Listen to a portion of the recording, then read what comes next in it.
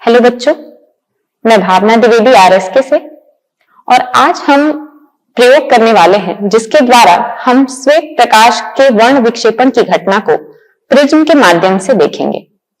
यह हमारा पूरा सेटअप है जिसमें हमारे पास सबसे पहले ये व्हाइट पर्दा है जिसके ऊपर हम श्वेत प्रकाश का वर्ण विक्षेपण प्राप्त करने वाले हैं, जिसे दो वुडन ब्लॉक की सहायता से हमने होल्ड करके यहां रखा हुआ है। दूसरा हमारे पास ये प्रिज्म है जिसकी सहायता से हम वर्ण विक्षेपण की घटना को देखेंगे। हमारे पास ये कार्डबोर्ड है जिसमें हमने एक स्लिट बनाई हुई है ताकि हमें प्रकाश की एक बीम प्राप्त हो सके।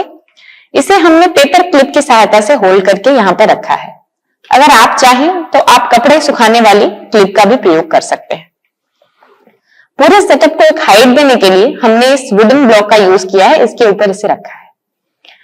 हम मोबाइल फोन की जो टॉर्च की लाइट होती है इसका प्रयोग आज करने वाले हैं एक श्वेत प्रकाश की बीम बनाने के लिए। इसके साथ हम इस वुडन ब्लॉक का यूज करेंगे इस मोबाइल फोन को सपोर्ट करने के लिए।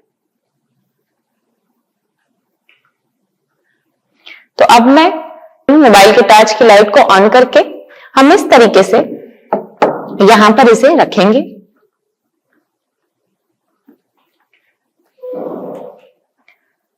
हमें इस लाइट को इस तरीके से रखना है कि इस स्लिट से आने वाली ये जो प्रकाश की बीम है वो हमारे प्रिज्म पर एक एंगल के ऊपर पड़े और फिर ये जाकर पर्दे पर अपवर्तित होने के पश्चात इस पर्दे पर स्पेक्ट्रम बनाए। तो इस समय भी हमारे पर्दे पर स्पेक्ट्रम प्राप्त हो रहा है, परंतु इसे और क्लियर देखने के लिए हम कमरे की लाइट को ऑफ करेंगे। अब हमने कमरे की लाइट को ऑफ कर दिया है और अब आप देख सकते हैं कि इस पर्दे पर हमें श्वेत प्रकाश का वर्ण विक्षेपण और क्लियर दिखाई दे रहा है। श्वेत प्रकाश अपने 7 अवयवी वर्णों में विभाजित हो गया है, जिसमें हमें सबसे पहले बैगनी, फिर जामुनी, फिर नीला, फिर हरा, फिर पीला, नारंगी और उसके बाद लाल कलर प्राप्त होते हैं। तो इस तरह से जब श्वेत प्रकाश प्रिज्म से अपवर्तित होता है तो हमें ये 7 प्रकाश के रंगों में विभाजित होकर प्राप्त हो रहा है पर्दे पर। अब हम कमरे की लाइट को ऑन करेंगे।